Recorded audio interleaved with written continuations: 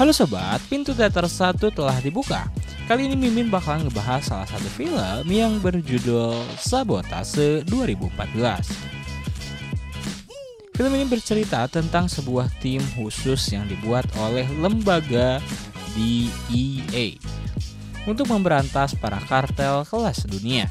Di awal misi mereka tampak begitu profesional dengan menghabisi seluruh musuhnya. Namun di samping itu mereka juga hendak mencuri 10 juta dolar dari salah satu kartel terbesar.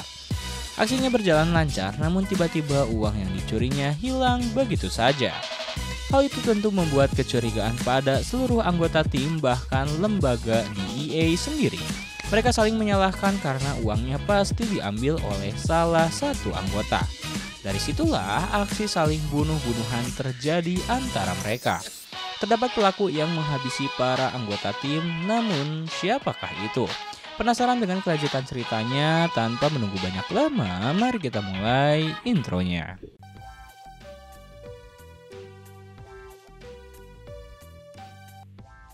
Scene diawali di mana tokoh utama kita bernama Breezer sedang menonton video sebuah penyiksaan istrinya.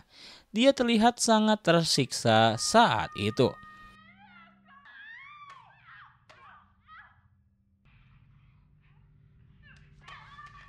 Lanjut, 8 bulan kemudian, Breezer bersama tim khusus DEA menangani para kartel narkoboy sedang akan melaksanakan tugasnya. Saat itu, dalam tim Breezer pun terdapat satu wanita yang akan membawa target agar mudah dilumpuhkan. Setelah berhasil masuk ke dalam dengan membobol pintu, tiba-tiba dari arah berlawanan ratusan peluru ditembakkan ke arah mereka. Namun untungnya karena terlatih, salah satu anak buah Breezer bernama Pyro segera melumpuhkan penjahatnya. Aksi masih berlanjut hingga mereka adu tembak sampai ke sebuah lorong.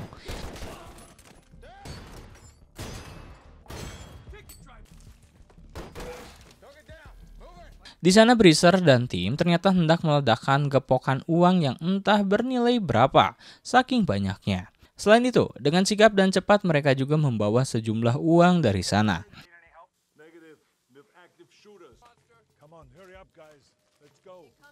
Ketika sedang membuka jalan keluar, tiba-tiba salah satu anak buah Breezer tertembak. Mereka pun langsung membalas tembakan tersebut. Aksi terus berlanjut hingga beberapa uang dimasukkan ke dalam saluran toilet dengan tali. Namun ketika hendak mengambil uang tadi di sebuah lorong bawah tanah, mereka tak menemukan apapun, melainkan hanya tali yang telah diputus. Alhasil mereka semua menjadi kesal dan pergi dari sana tanpa apapun.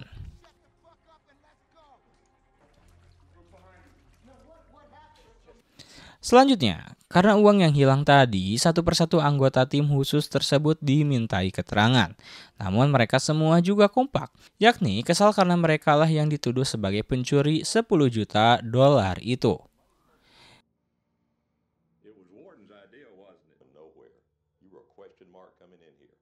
Scene kemudian berlanjut, Breezer dan tim kali ini telah dibekukan dari karir mereka. Terlihat ada dua orang yang telah menunggu Breezer di depan rumahnya. Lantas salah satu orang memberikan sebuah DVD pada Breezer. Dia kemudian menuju ke sebuah gym. Bahkan di sana dia masih saja diikuti oleh kedua orang tadi. Usut punya usut, Breezer dituturi terus karena kecurigaan DEA karena telah menghilangkan 10 juta dolar.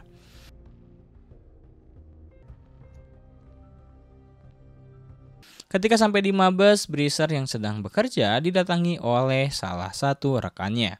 Kemudian ketika dia hendak ke WC, dia masih saja diikuti.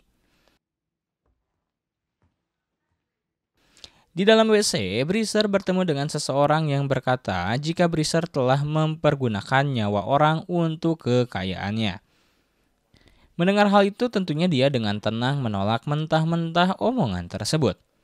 Setelah kembali dari WC, bos memanggil Breezer. Di sana tak disangka Breezer telah mendapatkan kembali rencananya beserta dengan para anak buah Breezer. Tak pakai lama, Breezer langsung mendatangi base camp timnya. Terlihat di sana aktivitas mulai tak karuan. Mereka pun tak diperbolehkan untuk berlatih menembak. Sesampainya di sana, Breezer langsung membagikan berita gembira itu dan memberikan lencana polisi mereka. Tak lupa, Breezer juga langsung mengajak anak-anak buahnya untuk berlatih menembak. Mereka semua terlihat senang. Adapun Breezer yang melihat anggota wanita bernama Lizzie tanpa kecanduan narkoboy. Di dalam latihan, bukannya membaik tapi malah makin memburuk. Performa mereka berkurang seiring berjalannya waktu. Bahkan saling menuduh ketika terjadi kesalahan. Hingga ketika istirahat, salah satu agen yang disebut Monster curhat jika tim ini sudah hancur. Namun di situ, Breezer memberikan sebuah motivasi dan harapan, sehingga ketika latihan dimulai kembali, mereka berhasil melaluinya dengan baik.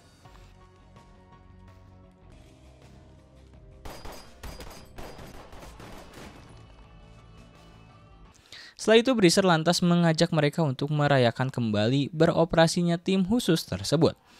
Tak lupa, Monster juga mengatakan jika Breezer adalah satu-satunya harapan dan alasan mereka masih ada di sini.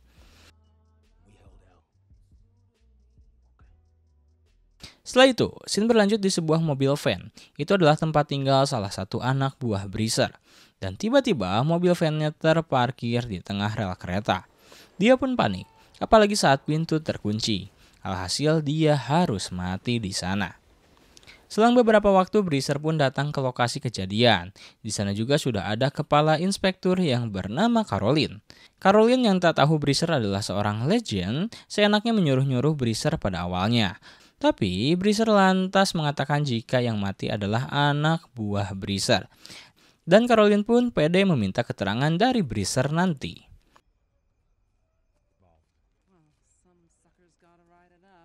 Pada keesokan harinya, ketika hari pemakaman, Caroline pun datang ke kediaman Breezer, yang di sana sedang berkumpul para anggota tim khusus. Kedatangan Caroline menjadi bahan ejekan seluruh anggota. Namun, Breezer segera membawanya, dan Caroline menyampaikan jika Breezer harus dimintai keterangan. Dan pada malam harinya ketika sedang makan di kantor, Caroline ditelepon oleh Breezer. Singkat cerita, mereka pun melakukan perjalanan ke rumah salah satu anggota. Tapi di sana mereka hanya mendapati rumah kosong dan gelap. Ketika tengah mengecek seisi rumah, tiba-tiba Caroline terjatuh dan tepat di genangan darah. Ternyata itu adalah darah dari anak buah Breezer yang dipaku di langit-langit rumah. Sebenarnya apa yang terjadi? Lanjut, setelah beberapa waktu, Caroline yang baru saja melihat pembunuhan yang sadis itu hanya bisa terdiam. Breezer juga langsung menyuruh Caroline untuk mundur dari kasus ini. Tim penyelamat pun disuruh untuk menurunkan mayat tersebut.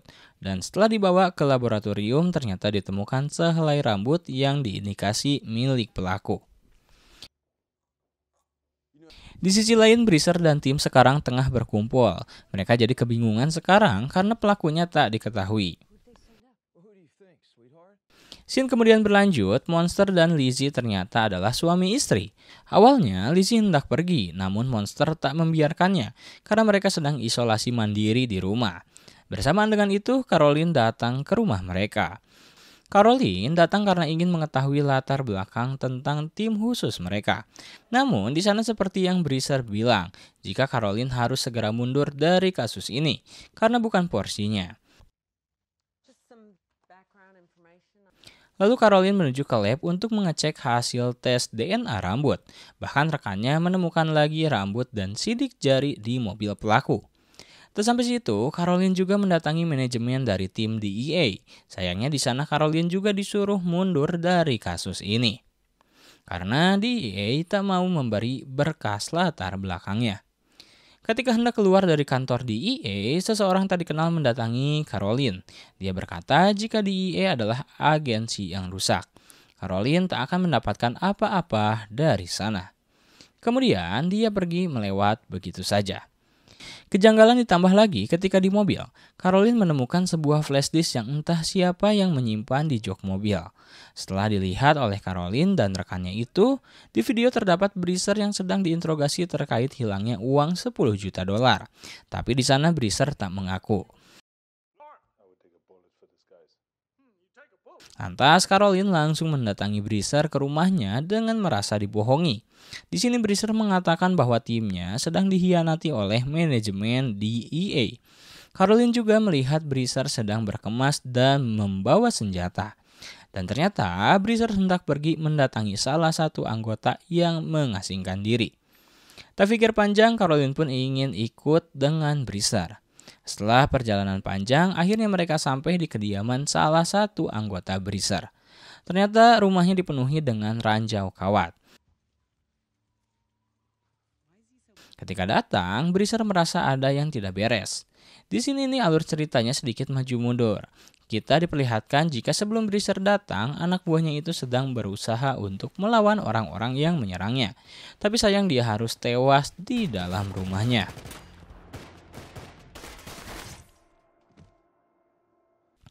Breezer yang tahu akan hal itu lantas sudah mendapati pria itu tewas.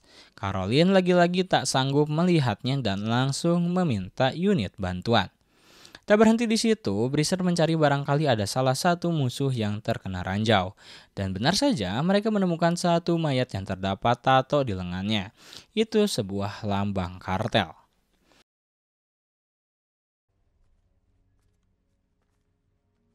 Lanjut, setelah beberapa waktu, Caroline kembali ke kantor dan menonton lagi video yang ada dalam flashdisk. Tiba-tiba saja muncul monster dan mengatakan jika itu adalah Kopassus Guatemala yang dibayar untuk memperkuat jaringan kartel. Dan yang sedang disiksanya adalah seorang tentara Navy yang 10 kali lebih hebat dari monster. Monster juga bercerita tentang kejadian 8 bulan lalu seperti di awal film. Breezer tak bisa menyelamatkan istri dan anaknya. Ditambah lagi para musuh mengirimkan anggota tubuh mereka setiap minggu. Dari situlah Breezer menjadi terobsesi ingin membunuh orang yang telah menyiksa keluarga Breezer. Hingga tiba-tiba, Breezer datang di tengah cerita monster. Breezer menyuruh monster pulang dan Breezer juga tampak kesal dengan Caroline karena telah menuduh yang tidak-tidak. Tapi setelah itu Caroline yang sedang berenang dikagetkan lagi dengan kehadiran Breezer. Di sana, Breezer memberitahu apa yang tadi monster sebelumnya ceritakan. Ditambah memberi berkas komplit tentang data Kopassus Guatemala. Pada keesokan harinya, rekannya dan Caroline mendatangi laboratorium. Setelah mengetahui kecocokan sidik jari dan DNA rambut, mereka lantas pergi untuk meminta surat perintah dari jaksa agar bisa menangkap para penjahat. Sementara, Breezer dan anak buahnya sedang menunggu kabar dari Caroline. Sekedar info jika mereka tengah memanfaatkan Caroline dan rekan untuk menangkap para musuhnya. Ketika telah diberikan sinyal, maka mereka pun langsung bergegas. Breezer membagi dua tim yang nantinya langsung menggeledah rumah susun. Di sana juga terdapat warga lokal yang tak tahu apa-apa. Sedangkan Caroline juga bergerak tak sendiri, alias membawa pasukan gegana. Tapi di sini tim Breezer telah lebih dulu sampai. Mereka mulai menyisir rumah susun tersebut. Di sini terlihat keahlian mereka telah kembali. Lalu tiba-tiba saja dari balik pintu musuh menyerang dengan membabi buta. Otomatis mereka menyerang balik dan berhasil membunuh seluruh musuh-musuhnya.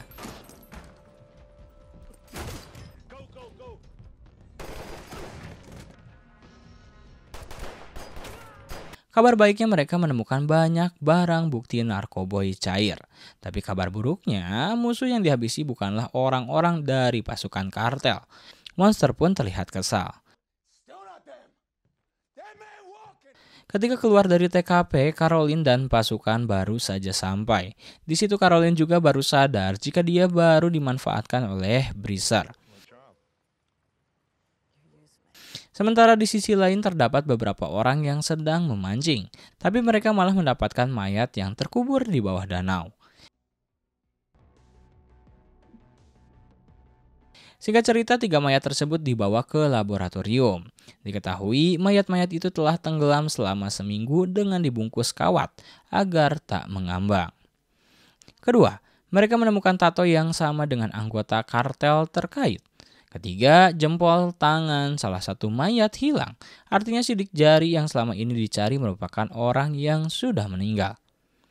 Ketika dalam perjalanan, Caroline lantas tersadar jika sebenarnya ada orang di balik ini semua.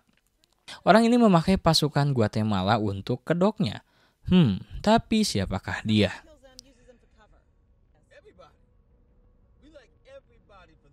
Scene kemudian berlanjut pada Breezer yang lagi-lagi menonton video penyiksaan istrinya.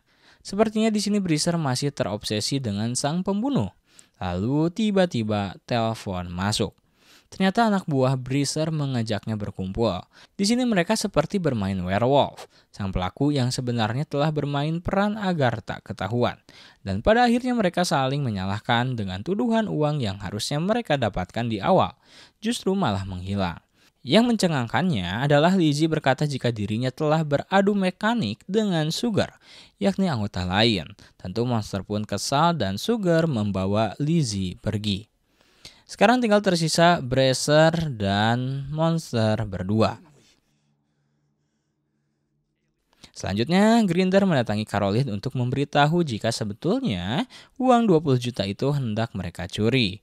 Namun ketika kembali di malam hari, uang itu telah hilang.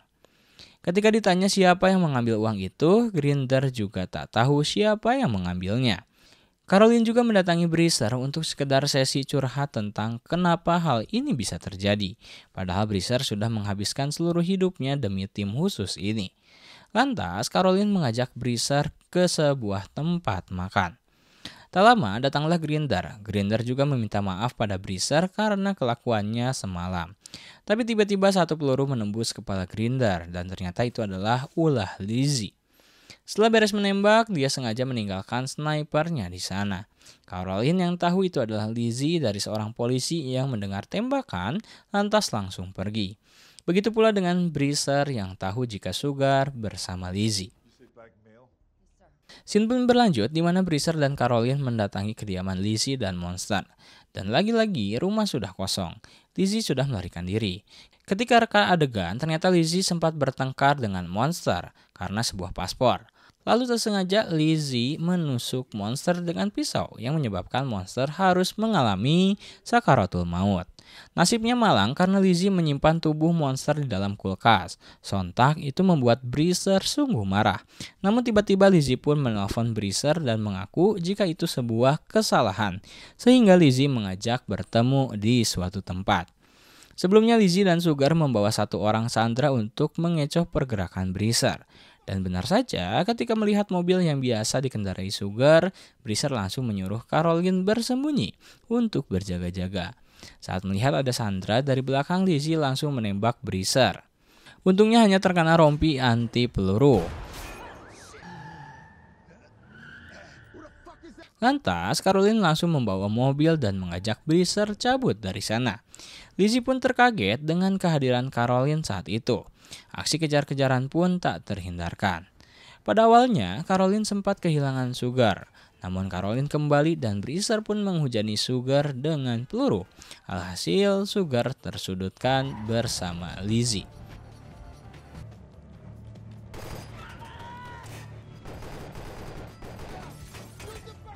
Hingga akhirnya Sugar harus menembak salah seorang yang sedang bersepeda. Tentunya itu membuat pandangannya tertutup. Dan naas, mobil itu harus menancap di sebuah truk. Hanya tersisa Lizzie yang selamat saat ini.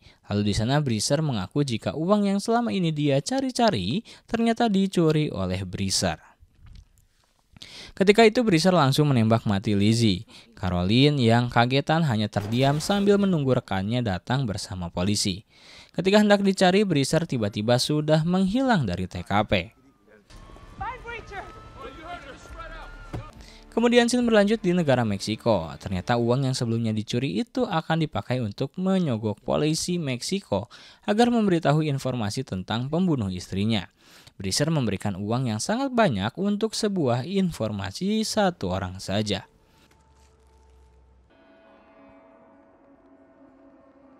Setelah mengetahui keberadaan si pembunuh, dia langsung pergi ke sebuah bar.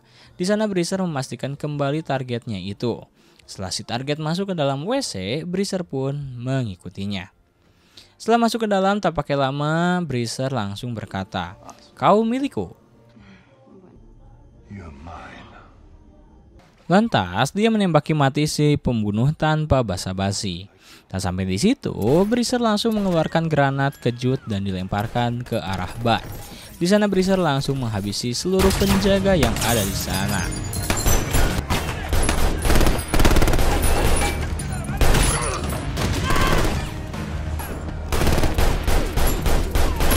Setelah semua beres dilakukan, Bracer memilih untuk duduk dan menikmati sebatang rokok dengan susu jahe kesukaannya. Tamat.